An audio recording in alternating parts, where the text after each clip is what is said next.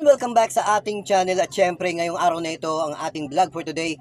Ano nga ba ang kahalagahan ng Pilipinas sa Israel? Yan ang ating malalaman ngayon dito sa ating video for today. Kaya nga, watch out kayo at huwag nyong iiwanan ang ating video.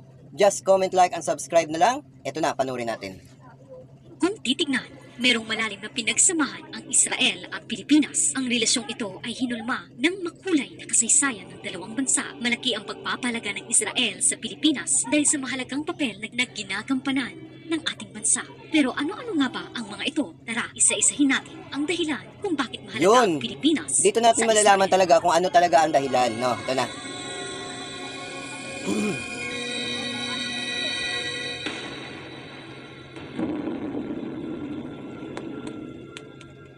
Usapang kasaysayan. Kung susuriin ang historical facts, nagsimula ang magandang relasyon ng Israel at Pilipinas noong August 1937 kung saan ang dating Pangulong Manuel L. Quezon ay nagdeklara ng Proclamation No. 173 o ang Open Door Policy para tanggapin ng bukas palad ang tinatayang 1,300 na Jewish refugees na tinugis ng Nazi forces noong kasagsagan ng Holocaust na naganap noong World War II. Ang kabutihang loob na ipinamalas ng Pilipinas sa Israel ay hindi lamang tumulong para Ito yung komento natin dito. So, hindi lang pala ang mga Ukraine ang mga tinulungan natin na ampunin, no? Kundi ang mga ano rin pala Israeli. Yan ang ating matutunghayan talaga, malalaman natin talaga dito, no? Grabe pala sa pag-aampon ang Pilipinas talaga, kaya pala mahal na mahal nila ang bansa natin.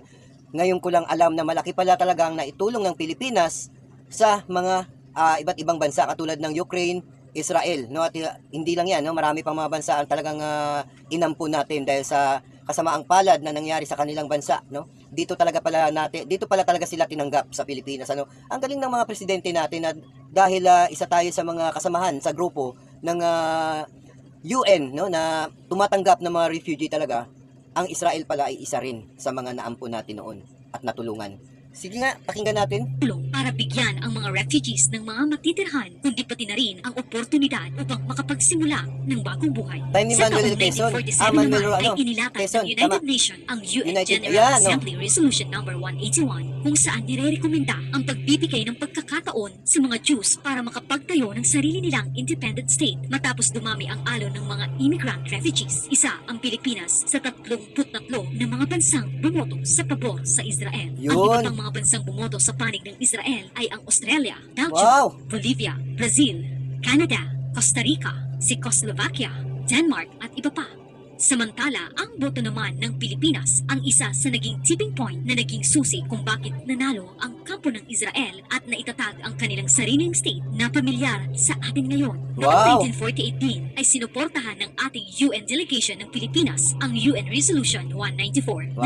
nagtatag ng United Nations Conciliation Commission. Ito ay may layong bigyan ng kalayaan ang mga refugees na nagnanais umuwi sa kani-kanilang tahanan at mamuhay ng payapa. Taong 1949 nang bumoto ang Pilipinas ng pabor sa pag-welcome sa Israel Wow! bilang isang full-fledged member ng United Nations. Ang Pilipinas na ata ang pinakamalaking kakampi ng Israel sa East at Southeast Asia at Galing. marahil ang pangunahing dahilan sa malapit na relasyong ito ay ang katotohanan ang Pilipinas ay isa sa mga bansang may pinakamalaking porsyento ng relihiyong Kristyanismo Yun. at ang pangalan ng bansang Israel ay lagi nang nakadikit sa Bibliang Kristiyano. Kaya Yun. naman, hindi na nakakagulat ang pagsuporta ng Pilipinas dito.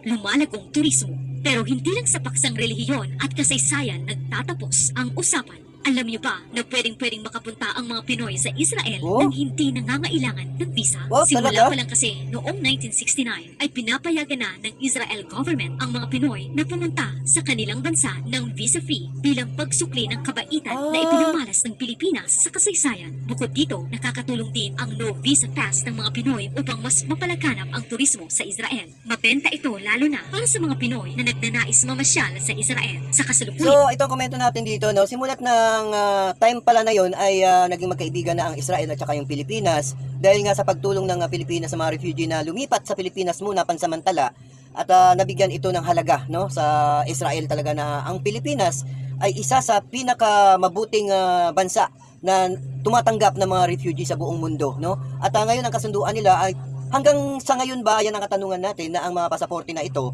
ay free pa rin, na kahit na walang passport ay pwede pa rin bang dumalaw o pumasyal sa Israel ng mga Pilipino hanggang ngayon ba, no? Yun ba ay recommended na kailangan ng pasaporte? Yan ang katanungan ko rito. Kung sino man ang makakasagot niyan, please comment down below kayo kasi wala pa tayong kaalaman. Dahil noon pa pala ito, no, na nangyayari na kung kung Pilipino ay pupunta ng Israel, ay pwede pala na kahit na walang pasaporte ay pwedeng dayo, no? O magiging isang dayuhan sa lugar na yun para mamasyal, no? Ngayon pala ang mga kasunduan noon dahil sa malaking pagtulong ng Pilipinas dito sa mga refugee ng Israeli, no? Grabe pala ang Kasalukuyan, Pilipinas. Philippine passport lamang ang kailangan ng mga Pinoy para makapunta at manatili sa Philippine Israel passport. ng hanggang 90 days Yun, at 90 tatlong buwan days. kahit walang visa. Ang Wow. mga naghahanap lang ng trabaho o estudyanteng nagpapalak manatili ng mas matagal sa Israel ang kinakailangang maglakad ng kanilang visa. Libo-libong overseas Filipino workers. Dahil nga bukas palad ang pagtanggap ng Israel sa mga Pinoy, hindi na katakataka na lumulobo rin ang bilang ng mga overseas Filipino ganun? workers Wow. o OFW na nagtatrabaho sa Israel. Ayon sa Inquirer, mahigit kumulang 30,000 na OFW Grabe. ang nasa Israel at karamihan sa kanila ay nagtatrabaho sa industriya ng caregiving, Caregiving, tama. hospitality, Wow. agriculture at iba pa. Sa dami ng mga manggagawang Filipino sa Israel, isa na ito sa mga bansang may pinakamaraming bilang ng mga OFW sa mundo. Malaki rin ang benepisyo ng Israel sa mga manggagawang Pinoy na pinipiling magtrabaho sa kanilang bansa, lalo na't nakararanas man ng gulo ang ilang parte ng Israel ngayon dulot ng gera. Nangangailangan pa rin sila ng mas maraming mga manggagawang pupuna sa mga pangangailangan nila at dito papasok ang mga OFWs. Inanunsyo ng Israeli Ambassador Ilan Frost noong Pebrero na magbubukas pa ng libo-libong trabaho para sa mga foreign immigrants at karamihan daw sa mga Israeli citizen ay di hamak na mas gustong mag-hire ng mga Filipino workers. Dahil bukod sa magaling ang mga OFW sa pagsasalita ng Ingles, kilala rin siyempre. ang mga Pinoy sa pagkakaroon ng napakabait na disposisyon. Pero ayon din sa kanya, nasa gobyerno pa rin ng Pilipinas kung magpapadala pa rin ang ating bansa ng Tama. mga OFWs sa gitna ng isyong gera sa Israel. Kasalukuyang may gulo, hindi nito matabunan ang reputasyon ng Israel pagdating sa magandang pagtrato sa mga OFWs na nananalagi sa kanilang bansa. Sinusuportan ito ng dating Deputy Director General Mark Sofer, Chief ng Asia and the Pacific Division of Israel Ministry of Foreign Affairs noong 2015, kung saan isinaad niya na meron silang pantay na pagtingin sa mga manggagawang Pinoy, lalo na dahil sa mahabang panahon na ang pinagsamahan ng dalawang bansa. Patunay rin iyan sa karamihan ng mga OFW na mas iginiit manatili sa Israel sa likod ng madugong gerang nangyayari roon ngayon. Ayon sa article na inilabas ng Rappler kamakailan, 29,000 na mga Pinoy ang pinili pa rin manatili sa Israel sa likod ng mas umiinit na gulo sa bansa. Ito tong komento natin dito, no, dahil sa 29,000 pa rin pala ang mga Pilipino na sa Israel ngayon ay mas minabuti nilang manatili kahit na may gera sa Israel. Ano ba ang kahalagahan o ano ba ang importansya sa mga Pilipino kung bakit mas ninanais nilang tumagal o tumigil sa Israel kahit na may gulo na nangyayari ngayon, ano, at alam naman nating may mga karatig bansa silang magulo ngayon, no, nagbobombahan, pero minanatili nilang magstay sa lugar na yon. Ano ang dahilan, no? Ang para sa akin siguro yung sa trabaho nila na hindi nila maiiwanan excuse me, hindi nila maiiwanan ng kanilang trabaho dahil siguro sa taas ng sahod, no? Sa taas ng sahod nila, i-compare mo na nandito ka sa Pilipinas na talagang minimum wage lang talaga ang sahod ng Pilipino, pero doon talaga mas mataas. Nasa abroad ka. Kaya siguro mas minabuti nilang piliin na magstay sa Israel na kahit na medyo delikado ang panahon ngayon, ano. Pero nakadepende po sa Pangulong BBM na kung magpapadala pa rin siya ng mga OFWs, no, workers sa Israel, kasi nga dahil sa nangyayari ngayon sa Israel, ano. At nasa sa mga Pilipino 'yan kung gusto nilang manatili o gusto nilang umuwi, no. Pero yung kanilang ambasador pala ay nananawagan pa rin na tumanggap ng mga OFWs dahil dun sa yung panatili na sitwasyon, no, na bilang pagkakaibigan ng Pilipinas at Israel, no. At naaalala pa nila yung mga time na yon, napakatagal na panahon na ang mga refugee ng mga Israeli mga Israel ay talagang kinupkup ng Pilipinas. Parang ano na rin yan, yung utang na loob, no, na kailangan nilang tumanggap ng mga Pilipino na OFWs na talagang gusto magtrabaho sa Israel. Bagamat merong problema ang Israel ngayon, pero tuloy silang tumatanggap ng mga manggagawang Pilipino pa rin. Grabe pala ang sitwasyon. Kabalikan sa sakuna, hindi na bago ang pagsuporta ng Israel sa Pilipinas sa isa't isang pagdating Grabe, sa no? oras ng sakuna. Isang trivia, Alam niyo ba na noong open door policy ng Magsaysay. dating Pangulong Manuel L. Quezon Quezon. ay hindi lang 1,300 Jews ang balak niyang i-welcome Grabe, sa Pilipinas. Tama, ayon sa Australian Broadcasting Corporation, tinatayang 10,000 Jews refugees sana ang gustong Grabe. tanggapin ni Quezon sa bansa. Pero nahadlangan ang planong ito dahil sa impluensya ng Estados Unidos na nagbigay lamang ng limit sa maaaring tanggapin na refugees ni Quezon sa Pinas. Pero kahit na ganoon, ang kabutihang loob na ginawa ni Quezon at ng Pilipinas ay hindi pa rin nakakalimutan ng mga Israeli Jews Malaking hanggang tulong sa yun eh. kasalukuyan. Sa katunayan, sinusuklian ng Israel ang utang na loob na ito. Ayan, sabi hanggang ko, ngayon. utang na loob. At kapansin-pansin ito sa mga donation na ibinibigay nila sa Pilipinas sa tuwing nakararanas tayo ng sakuna. Nagkaroon ng sariling initiative ang Israeli government na mag-donate ng water filtration Wow. system sa Del Carmen at San Isidro, Siargao Island, pati na Wow. sa Cardiano at Basilisa sa Dinagat Island na Talaga? hinagupit ng bagyong Odette noong 2021. Tumulong sila. Noong kasagsagan naman ng bagyong Egay ay nag-donate Wow. ang embassy ng Israel sa Pilipinas ng mga shelter repair kits na Galing. naglalaman ng roofing materials para sa mga komunidad at pamilya ng mga taong nasalanta ng Wow. bagyo sa Ilocos Region. Iyan lamang ang ilan sa mga bagay na nagpapatunay kung gaano nga ba kahalaga ang pagkakaibang nabuo ng Israel sa Pilipinas. Malaki ang Grabe. ginagampanang papel ng Pilipinas sa pagkakaroon ng malayang estado ng Israel mula noon at isang Talaga? asset din ang Pilipinas para mas mapalawak ang impluensya ng Israel sa Grabe, Asia, napakalayo. lalo na sa rehiyon ng Timog Silangan. Kagaya ng ginagawa ng Estados Unidos, mas pinapatatag pa ng Israel ang bilateral relationship ng Yes. Pilipinas sa pamamagitan ng pagpapadala ng mas marami pang suporta gaya na lang ng kanilang pagtulong sa mga nakalipas na taon. Ayan, tama. Taong 2020, nang bukas palad na tinangkap ng Pilipinas ang tulong mula sa Israeli Wow. government matapos nilang magbigay ng Congratulations sa assorted Pilipinas. medical supply na nakalaan para sa Armed Force of the Philippines o AFP. Ang mga medical supplies na ito ay binubuo lang naman ng 50,000 medical gloves, 30,000 surgical masks, Ito tumaiba tayo na komento natin dito. No? Naalala nyo ba nung nakaupo pa ang dating Duterte na siya pa ang presidente ng Pilipinas na galit siya sa Amerika, no? Galit siya sa Amerika. Gusto niyang tanggalin ang Pilipinas sa UN, no? Ayaw niya nang makisama sa UN ang Pilipinas. 'Yon ang isa sa rason sa pagkakaintindi ko. Comment down below kayo. No bashing please At ito ay kaalaman ko lang, no? Dahil nga nung time ni Duterte ay talagang gustong-gusto niya ang China. China po ang gusto niyang mangyari na humingi ng tulong siya doon, no? Pero sa panahon naman ngayon ni Marcos kasi na iba, no? Mas gusto niya ang Amerika ang tutulong sa atin, i-compare mo sa mas gusto ni Duterte na ang China ang tutulong sa atin, no? 'Yun ang pagkakaiba ng bawat presidente ng nakaupo sa Pilipinas. Pero mas ginusto ko na ginawa ni Marcos na mas kumampi sa Amerika. Dahil kung hindi, maiipit tayo sa China na ang mga isla natin dyan sa karagatan ay gustong kunin ng mga incheck, lalong-lalo na sa ating West Philippine Sea, no, di ba? Hanggat ngayon ay talagang umiikot ang kanilang mga barko para bantayan ang China Sea na yan, no? Yung sinasabi nilang ang buong sinasakop ng karagatan simula doon sa karatig bansa kasama ang Pilipinas ay talagang gusto nilang sakupin ang buong karagatan na yan, ang China, di ba? O, tignan nyo kung gaano ka sama ng ugali ng mga incheck, di ba? Hindi naman natin nila lahat yung prime minister nila, no, na gusto nilang angkinin ang buong karagatan. Paano na lang pala kung ang mga Chinese ang naghari sa buong mundo?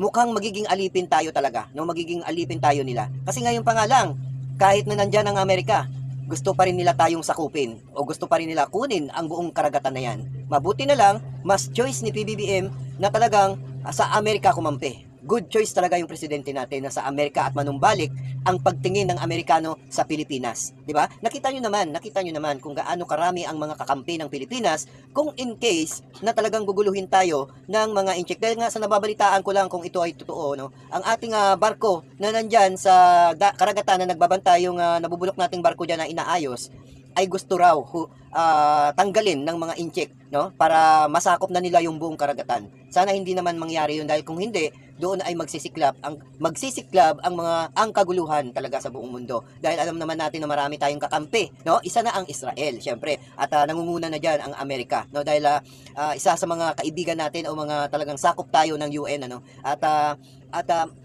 napaka-proud mo kung ikaw ay isang Pilipino, no? Ipa-proud mo yung sarili mo dahil ang Pilipino ay talagang mas maraming kaibigan ng mga karatig bansa i-compare mo sa China, 'di ba? Ang China halos kukunti lang ang mga kakampi niyan, no? Gusto niyang angkinin lahat. Mismong malapit na bansa ay gusto niya nang sakupin katulad ng Taiwan, 'di ba? Ang Taiwan din naman ay hindi rin magpapatalo dahil ayaw nila magpasakop dahil gusto silang gawin ng China na probinsya. Kaya ayaw nilang magpasakop sa China, no? 'Yun ang isa sa mga dahilan kung bakit nag-aaklas ang mga bansa ng mga karatig bayan ng China, no? Lalong-lalo na sa karagatan, na buong karagatan na yan gusto niyang angkinin. Mabuti na lang, good choice tayo, nasa Amerika pa rin tayo napunta at magiging kakampi natin, no? Mahirap yan.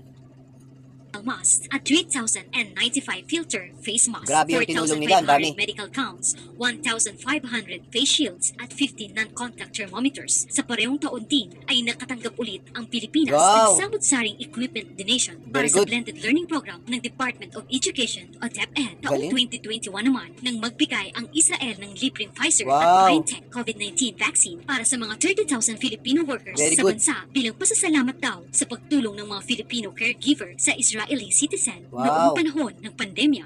Kitang-kita naman na ang diplomatic relationship ng Israel at Pilipinas ay mas lumalalim pa sa paglipas ng panahon. Wow. Pero ang tanong, utang na loob lang nga ba talaga ang nag-iisang rason ng Israel kung bakit lagi silang kikil tumulong sa Pilipinas? Yan ang Pwedeng magandang oo, katanungan dyan. o pwede rin namang nakikita nila ang Pilipinas bilang isang strategic political partner sa komplikado at umiinit na geopolitical landscape ngayon. Pagdating Yan. sa pagkakaparehong prinsipyo, paniniwala at shared history, ang Pilipinas ang pinaka-vibes ng Israel sa Indo-Pacific. Wow. Dahil dito, ang Pilipinas ang nagsisilbing golden ticket ride ng Israel pagdating sa pagtatanim ng kanilang ugat at presensya sa Indo-Pacific region. Isa itong magandang taktika dahil isa ring malaking kaalyado ng Pilipinas Yes. ang Amerika. Yes, At ang ang alam sasabi naman ko. ng lahat na ilang dekada nang ginagampanan ng Amerika ang tila papel nito bilang tagapagtanggol ng Israel sa mga Yes. nagdaang taon. Tama. Kung ganoon, maganda lamang ang desisyon ng Israel na kampihan ang Pilipinas, isang bansa na kakampi rin ng United States Tama. na nagsisilbi namang pinakamalaking political Yes. ally ng Israel ngayon. Tama yan. Bukod sa koneksyon sa Amerika, nasa estratehikong posisyon din ang Pilipinas sa rehiyon ng Indo-Pacific dahil nasa gitna tayo ng Eastern at Western Asian businesses. Ibig Grabe, sabihin, nasa gitna. bukod sa pagiging isang critical entry point ng mga tinatayang 500 milyong katao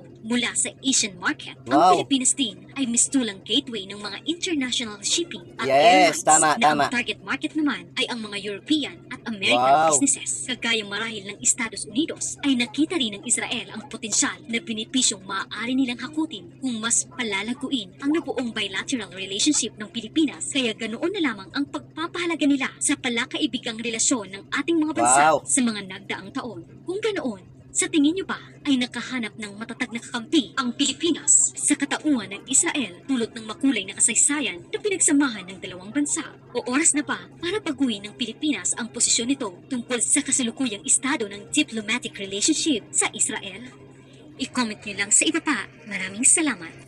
Yun na komento natin, last na komento natin dito, no? Ang ating karagatan talaga ay atin yan. Hindi natin pwedeng ibigay sa China kahit anong mangyari. At kung aagawin man yan ng China ang ating karagatan, ako po, ang laking gulo niyan dahil marami tayong kakampi, pwede nating hingian ng tulong at talagang hindi tayo pababayaan na napakadami talaga, no? At magpapasalamat tayo doon sa mga bansa na ito na kung in case man na kung sakasakaling mapipilitan ang China na kunin ang karagatan na yan, ako po, malilintikan talaga siya sa UN dahil napakadami nating kakampi na haharap sa giyerang yan na gusto ng China na mangyari. Pero sana naman ay wag mangyari yan at madala lang sa pag-uusapan. No? At ang karagatan na yan ay nandyan lahat dumadaan ang mga business, no, na talagang parang nangyayaring kalsada yan eh. Kalsada, no, ng mga business na mga bagay, no, na talagang daanan niya na hindi talaga pwedeng kunin ng China yan, na pag-aariin yan, na gusto niyang isarado na wag dumaan ang mga ibang mga barko dyan na nagdadala ng mga produkto para doon sa karatig bansa na naman na idadalhin yung mga produkto. Kaya hindi niya pwedeng saraduhan ng